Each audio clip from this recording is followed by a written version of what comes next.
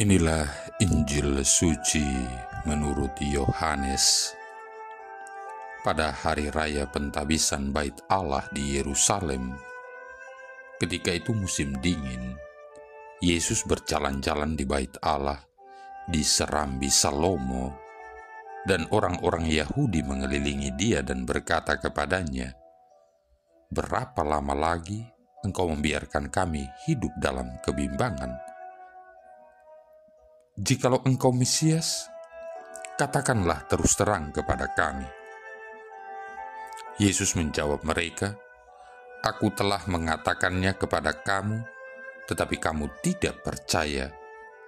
Pekerjaan-pekerjaan yang kulakukan dalam nama Bapa-Ku, itulah yang memberikan kesaksian tentang Aku. Tetapi kamu tidak percaya, karena kamu tidak termasuk domba-dombaku.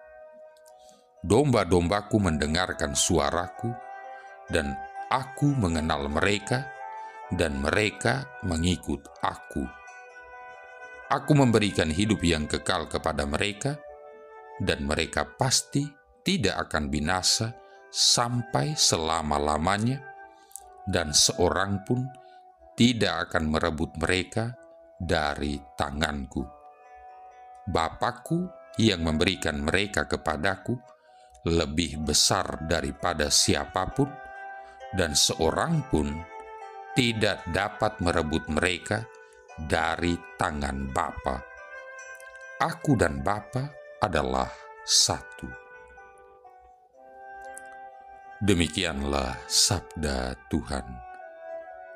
Saudara-saudari yang terkasih, aku dan Bapa adalah satu. Ini adalah sebuah pernyataan yang tidak main-main dan sangat mendalam. Kita dapat membayangkan bagaimana reaksi yang bermunculan di kalangan para pendengar sabda Yesus ini. Bagaimana tanggapan mereka terhadap kebenaran hakiki ini. Sejumlah orang Yahudi mengambil batu untuk melempari Yesus yang mengklaim dirinya setara dengan Allah. Yohanes bab 10 ayat 31, bandingkan Yohanes bab 5 ayat 18. Di lain pihak, barangkali ada juga orang-orang yang begitu terkejut sehingga mereka mulai merenungkan apa yang baru saja dikatakan dan dilakukan oleh Yesus dalam terang klaim tersebut. Tidak ada seorang pun dari para pendengar Yesus yang dapat membayangkan untuk berjumpa dengan Allah sendiri secara muka ketemu muka, face to face. Namun Yesus memegang janji akan terjalinnya relasi yang akan berdampak atas kehidupan mereka selamanya. Dia berkata kepada Filipus muridnya, "Siapa saja yang telah melihat Aku, ia telah melihat Bapa." Yohanes bab 14 ayat 9. Dalam setiap hal yang dikatakannya dan dilakukannya, Yesus menyatakan satu lagi dimensi Allah sebagai Bapa surgawi dari mereka. Saudara-saudari yang terkasih, setiap kali Yesus menyembuhkan penyakit seorang manusia, Dia menyatakan atau mengungkapkan bela rasa Bapa surgawi. Matius bab 9 ayat 2-8, Markus bab 10 ayat 46-52, Lukas bab 7 ayat 11-15. Yesus mengungkapkan belas kasih atau kerahiman Bapa surgawi yang tak mengenal batas ketika Dia mengampuni perempuan yang tertangkap basah sedang bersinah. Yohanes bab 8 ayat 1-11. Dan membawa air hidup kepada seorang perempuan Samaria. Yohanes bab 4 ayat 1-42. Yesus menunjukkan kuat kuasa Allah yang maha dahsyat ketika Dia membuat tenang amukan angin topan yang mengancam dan membuat takut para murid-Nya, sehingga ketika mereka berada dalam perahu. Markus bab 4 ayat 36-41. Yesus berada di atas hukum alam ketika dia berjalan di atas air mendekati perahu yang ditumpangi para muridnya dan sedang terombang-ambing oleh gelombang karena angin sakal. Matius bab 14 ayat 25-27. Ia juga melewati dan menembusi tembok kokoh ketika menemui para murid setelah kebangkitannya. Yohanes 20 ayat 19. Yesus menunjukkan kebenaran Allah ketika dia membalikan meja-meja para penukar uang dan bangku-bangku pedagang merpati dalam bait Allah di Yerusalem. Markus 11 ayat 15-17. Yesus juga senantiasa mengungkapkan hikmat Allah selagi dia menjawab atau menanggapi upaya-upaya para pemimpin agama Yahudi untuk menjebak dirinya. Matius 22 ayat 23-32, Markus 12 ayat 14-17, Lukas 5 bab ayat 20-25. Dengan kebenaran-kebenaran indah demikian di hadapan kita dapat merasa nyaman. Melalui Yesus, tidak hanya dapat mengenal Bapa Surgawi secara pribadi, tetapi kita juga dapat menjadi miliknya pribadi sekarang dan selamanya. Maka marilah sekarang kita mendengarkan janji Yesus berikut ini. Bapa-Ku yang memberikan mereka kepadaku lebih besar daripada siapapun, dan seorang pun tidak dapat merebut mereka dari tangan Bapa. Yohanes 10 ayat 29. Saudara-saudari yang terkasih, suatu hari ketika saya sedang melewati salah satu ruangan kosong pastoran yang dijadikan sebagai gudang sementara, saya mendengar kicauan gelisah di dalamnya.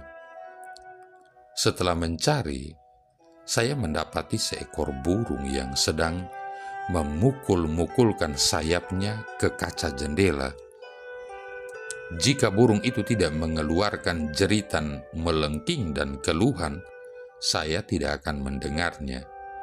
Nada suaranya yang ribut mendorong saya untuk membuka pintu gudang itu lebar-lebar, dan burung itu pun terbang keluar menuju kebebasan. Gudang itu merupakan tempat yang asing bagi sang burung. Sama seperti dalam kisah kitab suci, Yunus mendapati dirinya berada di tempat yang asing bagi seorang manusia. Karena ketidaktaatannya, Yunus dibuang ke laut, ditelan oleh seekor ikan besar, dan terjebak di dalam perut ikan itu. Meski itu, karena kesalahan Yunus sendiri, Allah tetap hadir untuk mendengarkan doanya. Ketika Yunus mengakui kesalahannya, Allah membebaskannya dari perut ikan itu. Saudara-saudari yang terkasih, kadangkala karena kebebasan dan keputusan bodoh kita sendiri, sebagai anak-anak Allah, kita sering masuk ke dalam situasi dan kondisi yang asing, serta ke dalam keadaan yang sangat menyedihkan dalam hidup kita. Apakah saat ini Anda sedang berada di dalam situasi yang asing itu? Apakah Anda sedang tidak berada dalam persekutuan atau relasi yang baik dengan Tuhan, merasa kalah dan tidak bahagia? Berserulah kepada Allah, akuilah dosa Anda, maka Anda akan dipulihkan dengan belas kasihan-Nya yang berlimpah.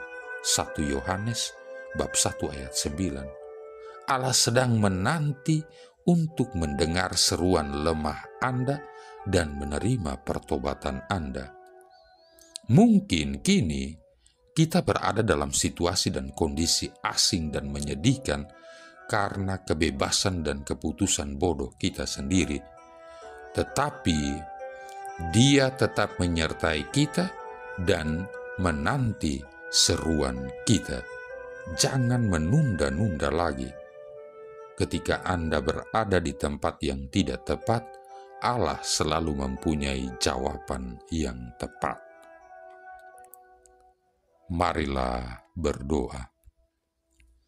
Allah Bapa umat manusia, penuhilah kami dengan semangat iman yang merasul, mewartakan di tengah-tengah masyarakat kami, dan sudilah menunjukkan dirimu sebagai Bapa semua orang, dengan pengantaran Yesus Kristus Putramu Tuhan kami, yang bersama dengan Dikau dalam persatuan Roh Kudus hidup dan berkuasa, satu Allah sepanjang segala masa.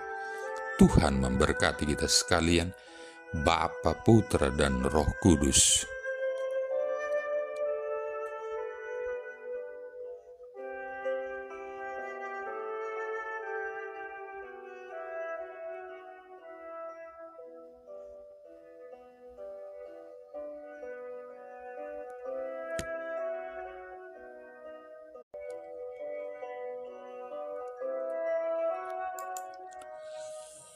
Inilah Injil suci menurut Yohanes. Pada hari raya pentabisan Bait Allah di Yerusalem, ketika itu musim dingin, Yesus berjalan-jalan di Bait Allah di Serambi Salomo, dan